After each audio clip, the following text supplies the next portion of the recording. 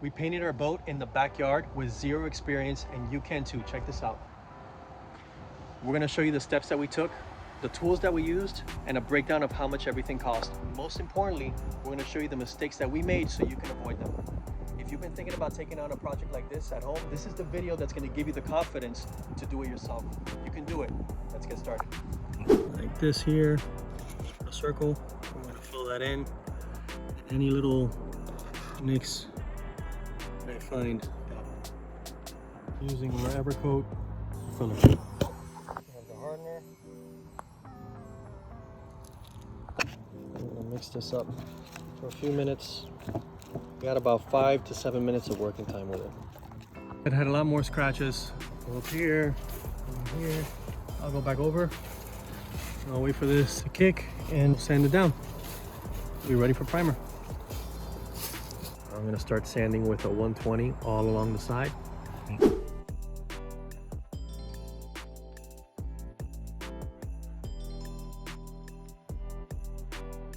Alright, so the sides are sanded down. They're ready for prime. We're gonna sand the bottom, try to get all of this bottom paint off as much as we can. This is gonna be a pain, but... So now we're gonna go ahead and add primer first to the bottom. Add primer to the top side. We're gonna wipe down the bottom of the hole with some acetone first.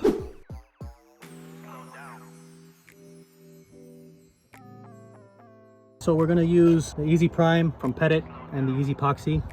The primer is gonna be half primer, half epoxy, a half and half mix. We're gonna mix up a good amount because we got a lot of surface to cover. Let's see, that's 6. And then we're gonna do another 6.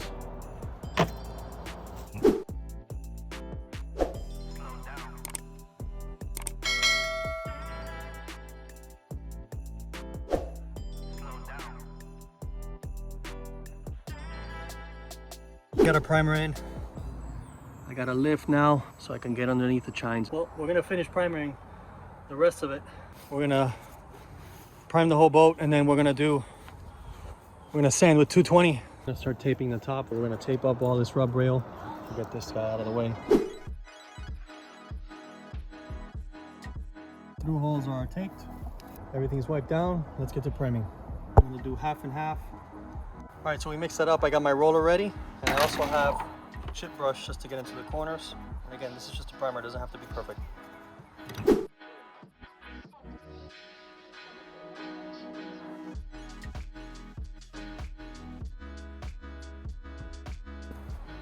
She's primed and ready to sand. Well, not ready, we gotta wait for it to dry, but she's primed. I'm gonna wait for this to cure overnight. We're gonna come in and sand tomorrow, and we're gonna get her painted. To sand the bottom of the boat. It's a little too aggressive with the sander, so I'm gonna do block sanding by hand. Not a professional sander by any means, but I'm sanding now with 220. You can see there's a little, what looks like orange peel. I'm trying to knock that down without getting to the original gel coat. I'm trying to knock this down a little bit.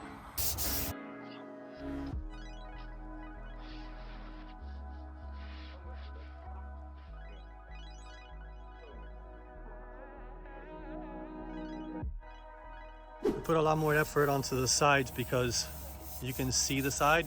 Obviously you can't see the bottom.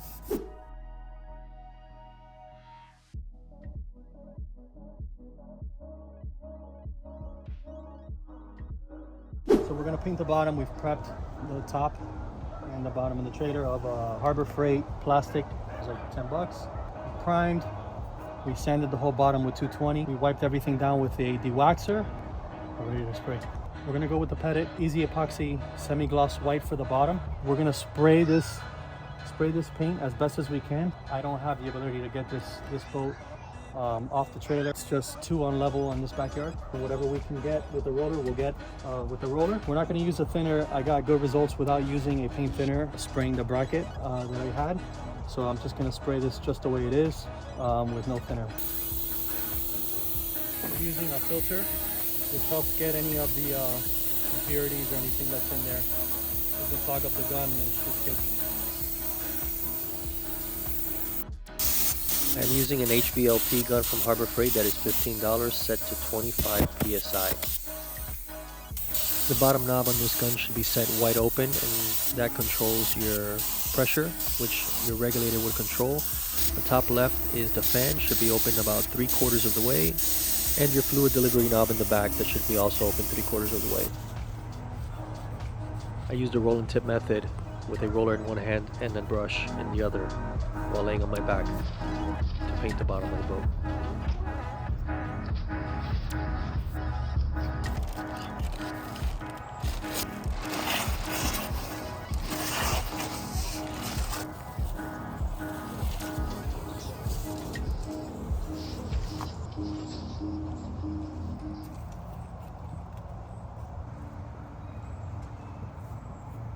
So we've already prepped the boat for spraying. We've covered the top, we've covered the bottom. Now we're gonna go over with a tack cloth right before we spray. Make it into a ball like this, and you're gonna lightly go over the surface just to pick up any dust or any impurities or anything like that. We don't want to press it against the hull. We're going to use the Pettit EZ-Poxy. We've gone with the blue ice. That's the color that we chose to use, is the blue ice. I have my thinner. I decided to use thinner on the side. We're going to use a thinner to thin out the paint. It says 10% or less, so we're going to start with 16 ounces of paint, and that's roughly 1.5 ounces, so we're going to put 1.5 ounces in here first. Okay, 16 ounces. Boom. Now we're going to mix that up. And we're going to use a filter.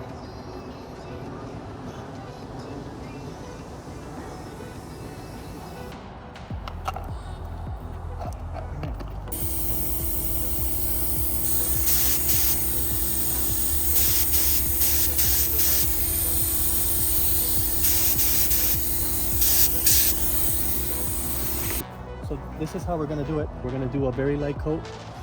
We're going to start at the front, go all the way to the back with a very light coat. Then we're going to come back to the front, give it another coat. Then we're going to come back and give it a third coat. And then this side will be done. And then we'll go to the other side. For this particular gun, you want to be 6 to 8 inches away from the surface you're painting and move fairly quickly from side to side. It was at this moment that my regulator started to fail and I could not control the pressure on the gun. So I went over to the compressor to see if there was a problem. So I continued to spray instead of stopping, and I just used the gun wide open for the entire duration of the paint job.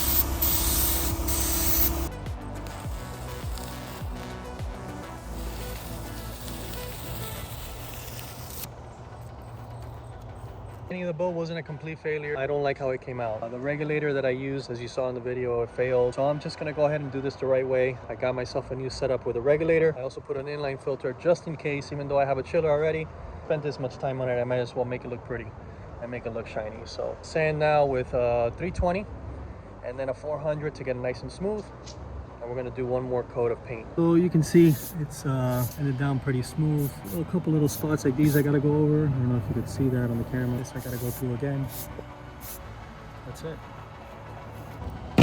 We thinned the paint with 15% of Pettit spring thinner, and we also added this time. This is the performance enhancer from Pettit, and it says to add 2 ounces for every 32 ounces. We have roughly 50 ounces in there, so I put 3 ounces of this stuff in there. Now we're gonna mix it up.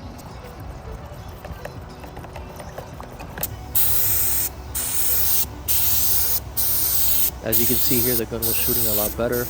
The color just pops and it laid down a lot smoother. In hindsight, I think less than 25 psi would be better for shooting, somewhere in the 20 psi range. Paint came out better than the last time. I still couldn't figure out the PSI, the right PSI. I lowered it and I got better results on the other side. It looks pretty shiny. You can tell it's already different from last time. It already looks shinier.